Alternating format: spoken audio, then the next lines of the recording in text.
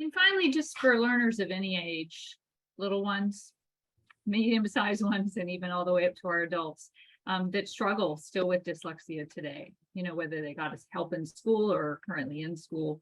If you could offer them a few words of encouragement, or maybe even things you think have encouraged your daughter over the years, what would you say to them? I would say that I would acknowledge that this brain-based challenge that they were born with is really a bummer.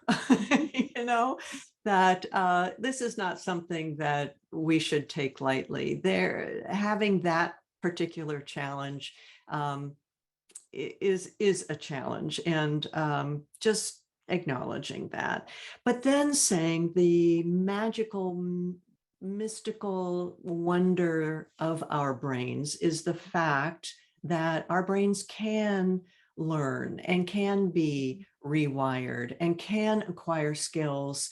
It's just much easier for some brains than others. That's the difference. If you have dyslexia, it's going to be harder. I get it, and that's just unfortunate and unfair.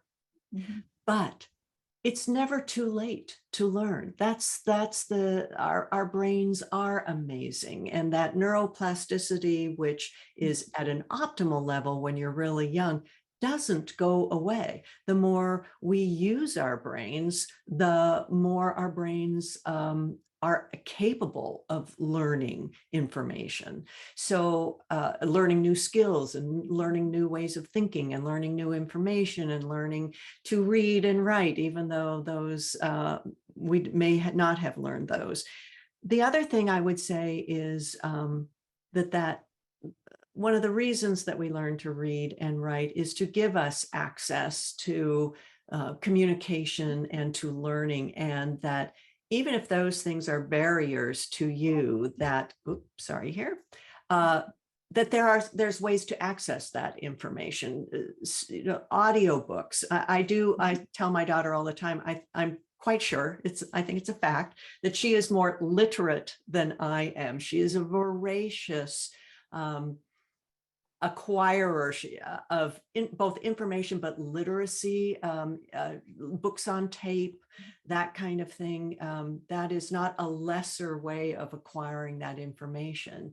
Go after what you're interested in and access it in whatever way brings you joy and pleasure, because that's perfectly fine. So there is a world of wonder out there, more easily accessed if you can read and write, but don't let challenges with those things get in your way. Go for it. Keep learning, keep exploring, and keep learning, and if there's ways for you to continue to develop those skills of reading and writing, it's very clear from the research that it is never too late. It's actually super positive when you think about it. It's obviously a challenge for children with dyslexia, and even moving into adulthood. It affects them in so many parts of their life, and around something that's so important, reading and communicating with others, part of our world. But I think what's wonderful is the opportunity today where we are to be able to have books on tape, to be able to engage with information, not just via reading text, is fascinating. And just the idea that your brain is malleable, the fact that you can change and rewire what's there.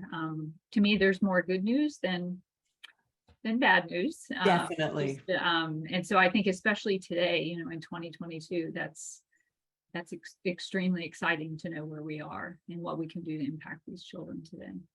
I agree with you.